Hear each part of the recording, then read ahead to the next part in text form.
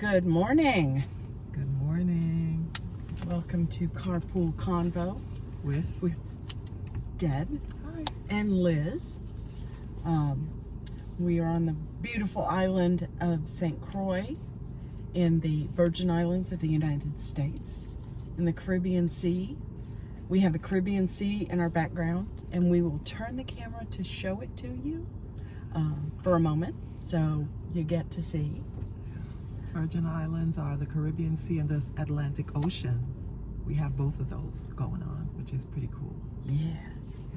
And we just survived. Were visited by Ernesto, which wasn't bad for us.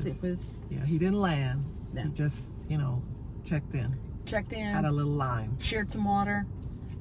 Some wind. Yeah. Took out some palm fronds. Yeah. Sending prayers and good energy towards anyone who had extensive damage.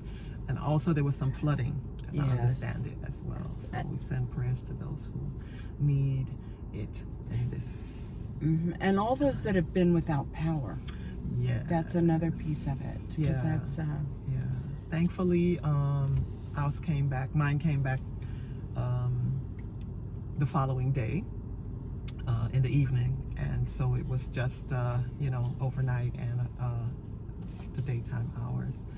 But they're doing much better than in the past. So I'll give them that, even though, I got some complaints. But I'm going to give them that they did, well with us, some of us. And I pray for those who still don't have power that it comes back soon. Yeah. And our sister islands. Absolutely. They got hit a little harder than we did too. Yeah. Everyone in the Caribbean and other areas that have been affected by storms this year, I send you healing energy. Yes. As well, wherever you are. Yeah. So, carpool conversation. And I've had this idea in my head and I wanted to talk about it today. The word that comes to me is choice. And out of a concern for how do we get to and help the people that we know, the people I work with, to feel some sense of what can be referred to as agency, self-sufficiency, ability to be, there's got to be another word. Agency is it's a movementy word, as Ms. Gums would say. Is it? Yeah. But some sense of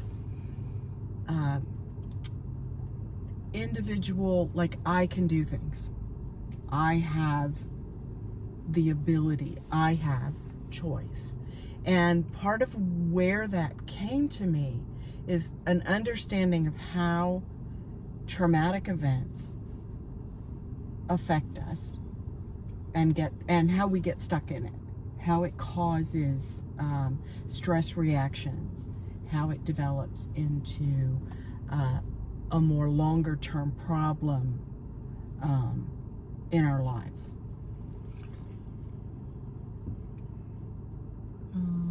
You have a question? No, I'm trying to make sure that I understand what you want the discussion to be about. So it started with choice. Yes. Right? And the connection And the connection to trauma. And how it affects people. And the effects of trauma in someone's life. Right. Okay. So part of the mechanism or the reason that traumatic events cause the intense stress reaction or ongoing post-traumatic stress reactions is that in the incident there's a feeling that I have no escape. I can't get away from this. I have no choice in this incident. In other words, if I am being assaulted, I don't have a choice. I can't run. Or so the idea that I cannot escape is part of the mechanism, psychological mechanism that keeps trauma trapped. and then it cycles in that way. One of the ways of working out of trauma, even older trauma, is to help you to shift the story in your mind. So the terrifying not being able to escape, you can see ways that either it isn't your fault, that the situation, or that imagining seeing it and being able to walk away from it, to leave it, that it's not current. Because when we have a traumatic reaction to something bad that happened, the hurricane, the feeling that as people had stress reactions to this storm coming was that it's like it was before. It's like the last storm. Well, it's the effects of the trauma that actually are what we're constantly recycling, it sounds like to me. And that's the part that affects our mind, body, spirit, and makes us have that feeling of being trapped, of having no way to escape what's going on. Is that, yes, am I getting it? Yes. Yeah. So I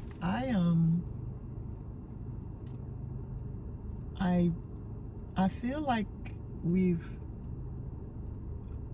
a lot of the work that has to be done in my mind is that we start with ourselves.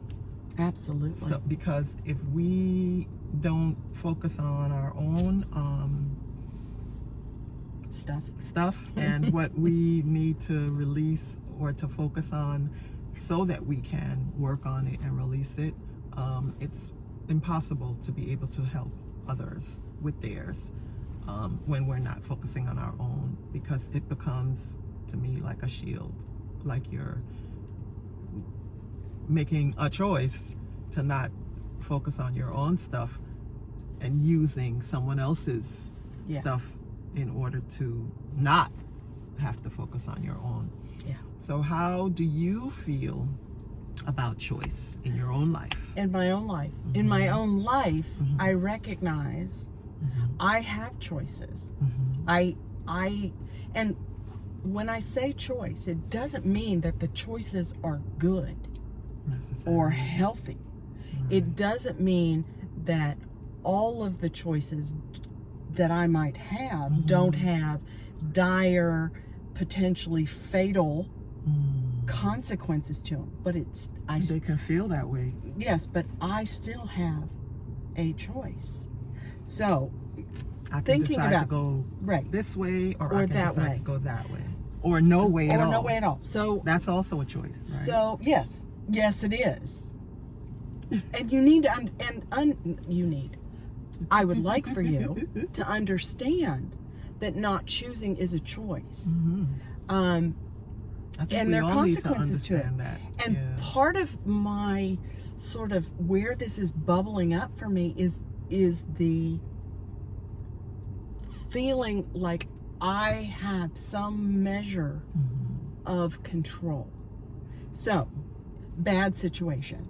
Somebody approaches me in the parking lot with a gun and says, "Give me all your money." I can choose to say no. I can choose to give him all my money. It is not that I don't have a choice and I have to give him all my money. I don't. The consequence of not doing that and recognizing the consequences or the likely outcomes of not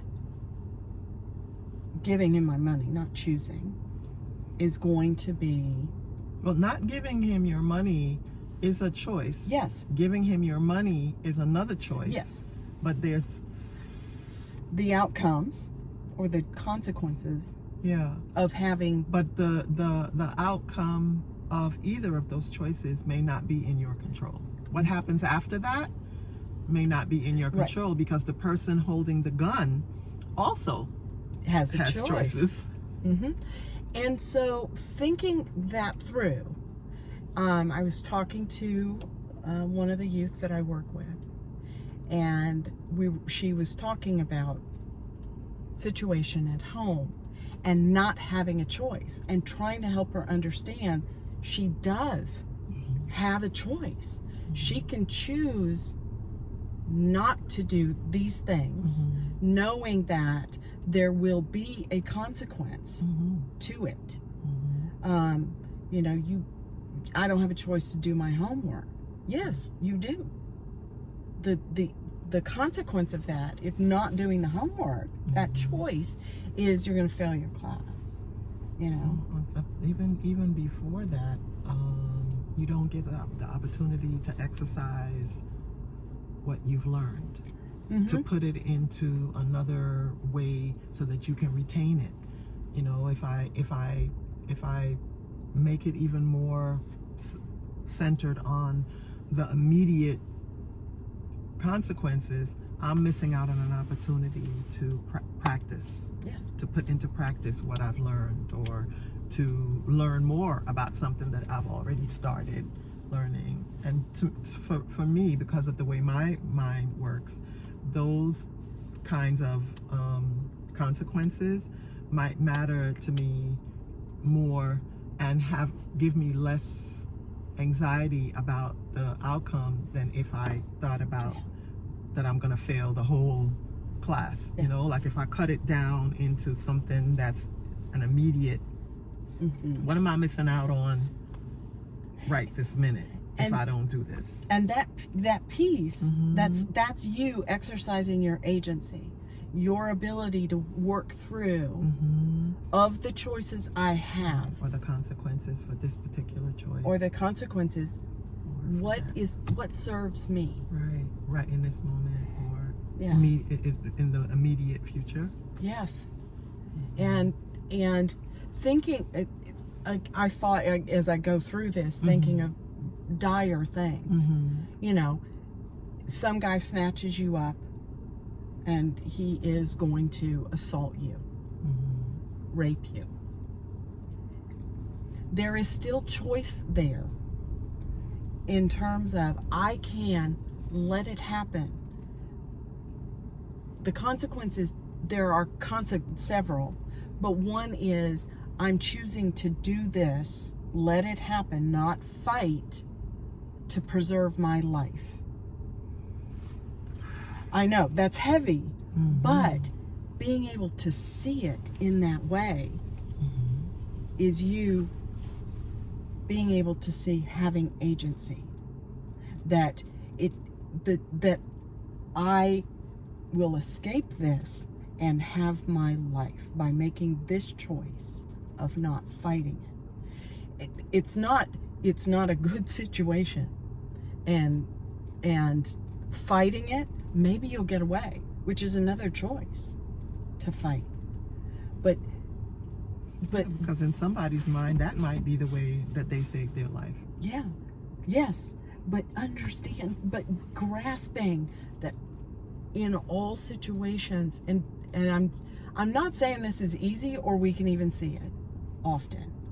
No, you know, that one is really, it's hard. It's very I know, heavy. and you're like, I don't know how to feel about that. I get it. Yeah, I do. I don't know how to feel about that. Because I'm gonna have to think about that one. Whew. I know. Yeah. But if I have some, and this has to do with the trauma not getting stored in our body, not getting because when something like that happens, your brain doesn't know what to do with the information. You don't feel like you had any choice, and your brain tucks it away, all of the horrible, rather than being able to process it. And then, not always, but often, then there's a whole lot of fear. Maybe it's a fear of men, fear of a place, fear of I'm not safe anywhere, that develops because I didn't feel like I could escape. I had no choice. So it's maybe, I don't know, maybe I'm way out there, but I'm feeling, I was passionate? No, not the word I want. I need to develop this idea more. I've started writing on it because I need to. Because I feel like I'm thinking of all the kids that I work with who, in whatever thing that's happened, they've been stuck and I don't have an option. Or they feel powerless. They feel powerless. And so I want a gun. I want to punch someone. So then it's not looking at the situation and what choices can I make. It's just, or it is, my only choice is violence in response to. So that's kind of where I'm and need to, maybe choice is not the best word, but that's the word that's coming to me, is that we always have a choice. And I guess I want kids to understand you do have a choice. Make the ones that are best for you, that serve you. And if that is giving in to your mom because you know the trouble that's going to happen if you don't do what it is she said you needed to do, that's a choice that you're making to keep yourself safe. I think that for me is the biggest takeaway from what we've been talking about here is you always have a choice, and to choose to keep yourself safe, because that's pretty much what everybody really wants, I feel, is to be safe, you know, to have joy in their lives. Certainly safety is right up there. Absolutely. You know, and for children in particular who feel vulnerable for a lot of the time, who feel powerless, or that there's always somebody else making the choices for them, I would imagine, I remember being a child, you know, it might have been a long time ago, but I remember, you know, I always wanted to be the one to decide. I got so tired of always feeling like I was being told what to do, and to not have the option of saying no, you know. But the safety part of it is really important, I feel, because so much of the time you feel vulnerable, not safe, or that you don't have a choice, that you have to do. Well, I think also too, if it's an emergency situation, it's very difficult to, you know, you don't have the time to examine, you know, what your options are. You're moving on instinct sometimes, or what you've been told is what you do in this situation. You know, but if you have the time or the space to be able to examine, you know, well, what is this feeling like inside of me? You know, what is it triggering? What's it bringing up, you know, that is causing me to make this choice? And that is an issue. The timepiece, which is another part of this whole thing. Awesome. Okay. That understanding, gaining the understanding, really getting it in your brain that you have the choice. Always. And just strengthening that understanding for yourself.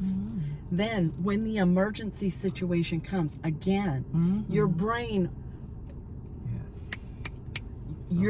it's not in your awareness, conscious awareness, but your brain knows we're making a choice. And that's why for kids, I want them to, I would like for them to learn that, to know that from an early age, so that as, you know, as they get to middle school and high school and things are much more difficult, I think. and on into adulthood, Of course. that I have some agency. I have. Well, it can also be something that you, in those stressful situations, if you have the time and space, you can think to yourself, I always have a choice. You can make it your little affirmation. I always have a choice. I always have a choice. And then you can put the circumstance behind it. I always have a choice now. I always have a choice in this kind of situation. I always have a choice because I do. Yeah. Right? Yeah. So, no, I hear you. You've given me a lot to think about myself because, I'm not sure that I'm totally in agreement with all that you've said, but the meat and potatoes of it, or the cauliflower and broccoli of it for our non-meat eating friends, is clear and definitely important, not just for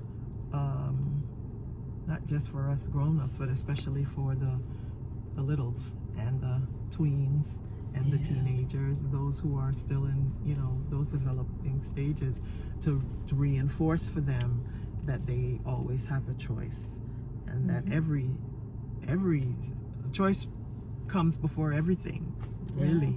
And doing nothing, deciding not to do, is also a choice. I feel like deciding not to decide or not to make a choice, also you give up sort of, because if you know your choices, you have some idea of the consequences of them. Most of the time, not always, but that means that doing nothing is in there, and that is a choice. Yeah. But getting that you always have a choice, and not choosing is also a choice. Yeah. And it's all of them in Buddhist philosophy, which I love. Equanimity means everything is, the choices are neither good nor bad, neither right nor wrong. They're choices. We assign feeling good, bad, right, wrong. We assign that. That in the universe, all is balance. All is balance. And we may not like, but it's a concept that I love, and I'm still working through getting that piece of, like, really taking it in. Still learning. Yeah. Till I'm dead. Amen. And hopefully that'll be a year or two from now. Oh my God. I mean, more than a year or two. Hopefully it'll be a while. Okay. All right. Well, let's ask you to put in the comments, I would love that, what you believe about choice. Yes. How it's impacted you in some way in your life. And if you have critique, please, because it's going to give us more to, these, like I said, these are thoughts that came to me, and it's really, now I can't let it go, percolating, but outside commentary will help also to develop it further, and nuance and understanding. Always learning. So last month's Carpool Convo did not go up because right after we filmed it, I wasn't well, and I did not do my duty, which was to post it up. So you're in for a treat. You're going to have two in the month of August. You're going to have last one, which was Liz's turn, and this one, which I yielded my turn to her so she could share this really, really valuable and important conversation with you. So look out for both, and make sure that you put some comments, what you think about choice and about this conversation in the comments for us. And I will be sure to share them with Liz, and you know, so we can have some response. We can have some dialogue going on. You know, it's a beautiful Saturday here in the VI. I wish for you abundant joy and the feeling of safety and good choices that serve you. Yeah. How has choice served you? That's what I want you to comment on. I like it. How has choice served you? So, in the comments. I'm going to move the car a little bit, and you're going to pull the camera out of there and film that. Yeah. Okay. Because, it's beautiful today, folks. Gorgeous. And there's a cruise ship in. And there's a cruise ship in. Yeah. We're not visiting the cruise ship. No. Mm.